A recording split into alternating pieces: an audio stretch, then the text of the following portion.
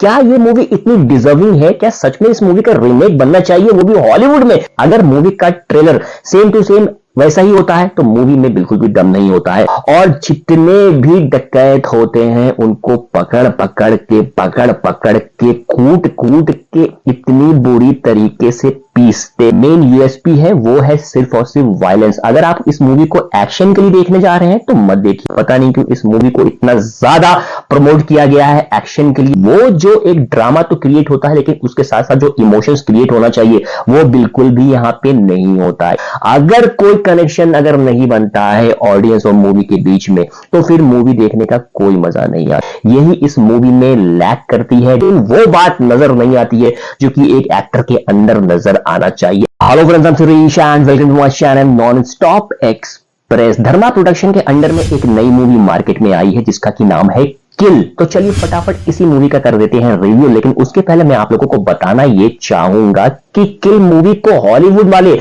Remake करने वाले हैं। क्या ये मूवी इतनी डिजर्विंग है? क्या सच में इस मूवी का रीमेक बनना चाहिए, वो भी हॉलीवुड में? तो चलिए इसी पे चर्चा कर लेते हैं। लेकिन इसके पहले मूवी की जो कहानी है वो मैं आप लोगों के साथ शेयर कर देता हूं ताकि आप लोगों को समझने में ज्यादा प्रॉब्लम ना हो। जैसा कि इस मूवी का ट्रेलर हम लोग ऑलरेडी देख चुके हैं और एक मोटा मोटी अनुमान हमारे दिमाग में बन ही चुका है। अगर मूवी का ट्रेलर सेम टू सेम वैसा ही होता है तो मूवी में बिल्कुल भी दम नहीं होता है। अगर मूवी का कहानी ट्रेलर से थोड़ा डिफरेंट होता है तो ऑब्वियस बात है मूवी बहुत ही शानदार बनती है। और यहां पे किल के साथ पहला वाला केस हुआ है। जैसा कि मूवी का ट्रेलर था, मूवी की कहानी भी वैसी ही है और उसके अलावा इसमें आपको कुछ भी एक्स्ट्रा देखने को नहीं मिलेगा। कहानी में जो मूवी के जो एक्टर हैं लक्ष्य लालवानी, उनकी गर्लफ्रेंड होती है तानिया मानिकतला, जिनकी ऑलरेडी एंगेजमेंट हो चुकी होती है और वो अपने फैमिली के साथ ट्रेन में जा रही होती है दिल्ली। और उसी ट्रेन में होते हैं एक्टर लक्ष्य लालवानी, और लक्ष्य लालवानी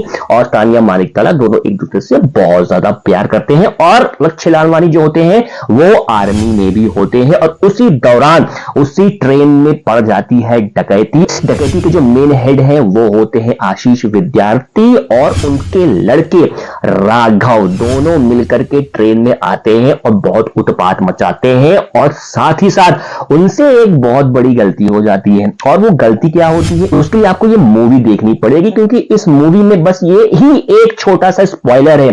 अगर यही आपको मैंने बता दिया तो फिर मूवी देखने का तो आपको कुछ भी मजा नहीं आने वाला है। और उसके बाद जो गलती उन डकैतों से होती है और मूवी के जो एक्टर हैं लक्ष्य लालवानी वो हो जाते हैं बहुत एग्रेसिव और उसके बाद वो होते हैं बहुत ज्यादा वायलेंट। और जितने भी डकैत होते हैं उनको पकड़ पकड़ के कूट कूट के इतनी बुरी तरीके से पीसते हैं, मारते हैं, आंख में चाकू डालते हैं, पेट में चाकू डालते हैं और कहां कहां पे डालते हैं इसके लिए तो आपको मूवी देखने की जरूरत पड़ने वाली है।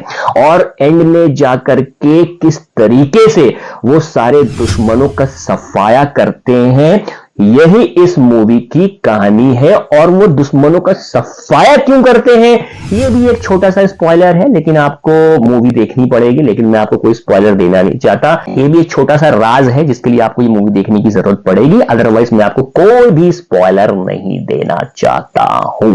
मूवी की अगर मैं डायरेक्शन की अगर मैं बात करूं तो मूवी का डायरेक्शन बिलो एवरेज है। मुझे लग रहा था कि बहुत अच्छा होगा। मूवी का जो मेन यूएसपी है वो है सिर्फ और सिर्फ वायलेंस। अगर आप इस मूवी को एक्शन के लिए देखने जा रहे हैं तो मत देखिएगा, क्योंकि इससे अच्छी अच्छी एक्शन हम लोग ऑलरेडी बहुत सारी मूवीज में देख चुके हैं। तो कुछ खास ऐसा एक्शन नहीं है। पता नहीं क्यों इस मूवी को इतना ज्यादा प्रमोट किया गया है एक्शन के लिए। एक्शन तो कुछ नहीं है, लेकिन हाँ वायलेंस आपको बहुत ज्यादा देखने को मिलेगा। लेकिन अगर मैं वायलेंस की अगर बात करूं तो हम लोग गजनी मूवी देखे थे, उसमें भी बहुत ज्यादा वायलेंस था।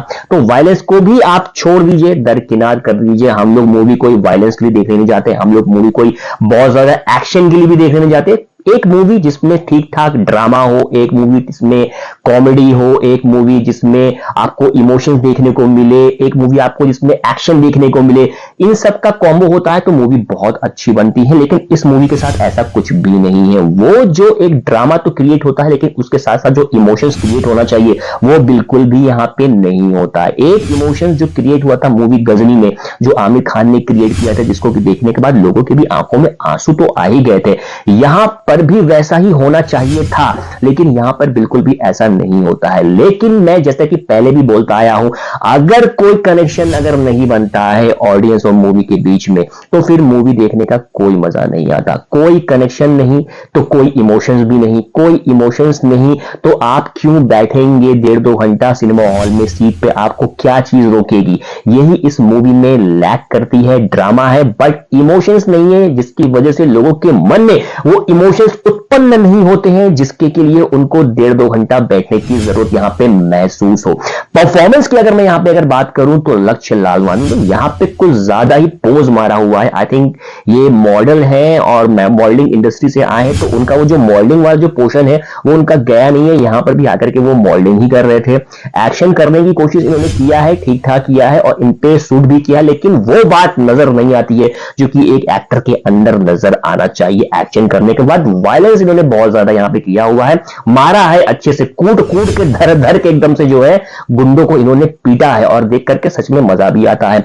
मूवी का जो मेन विलन है आशीष विद्यार्थी, उनका काम बढ़िया है भैया। उनको तो 26-27 साल से हम लोग देख रहे हैं, उनके काम में कोई कमी नहीं है। उनके सुपुत्र बने यहाँ पे राघव का भी काम यहाँ पे बढ़िया है, क्योंकि वो नॉन एक्टिंग बैकग्राउंड से आए हैं, डांसर है, तो उन्होंने भी एक खतरनाक विलेन का रोल करने की यहाँ पे कोशिश की गई है। एक निर्दयी इंसान जो कि लोगों को बुरी तरीके से मारता है और एंड में उसके साथ भी वही होता है।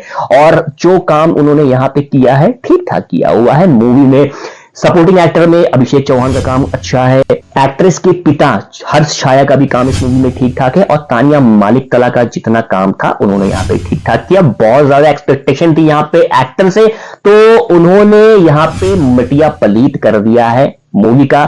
और अगर मैं कहूं करण जौहर के प्रोडक्शन की मूवी है, तो हो सकता है भाई कि करण जौहर और एक्टर में कुछ ठीक है, समझ लीजिए जो समझना आप लोगों को, इसीलिए इतनी बड़ी मूवी उनको जो है मिल गई है, क्योंकि इतना ज्यादा जिसको हाईली प्रमोट किया गया है कि हॉलीवुड वाले किल मूवी का जो है रीमेक करने वाले। क्यों करने वाले हैं मुझे तो बिल्कुल भी नहीं पता।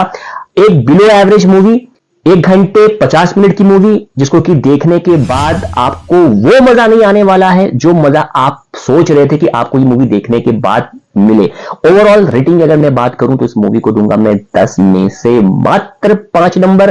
तो इस वीकेंड में अगर आप कल की 2898 से बोर हो चुके हैं तो जाकर के ये मूवी एक बार देख ही सकते हैं। और वैसे भी बरसात का मौसम है, पानी गिर रहा है झमाझम, ऑफिस अगर नहीं होगा, छुट्टी है, वीकेंड है, तो जाइए एक एक ग्लास चाय पीजिए और मूवी देखिए, एंजॉय करिए और बताइए कि आप लोगों को किल मूवी कैसी लगी। अगर आप लोगों ने थिएटर में देखा है तो, और अगर नहीं देखा है तो जब ओटीटी प्लेटफॉर्म पे देखिए तब बताइएगा। बने रहिए मेरे साथ, मिलते हैं अगले रिव्यू वीडियो के साथ। Till then bye bye and take care.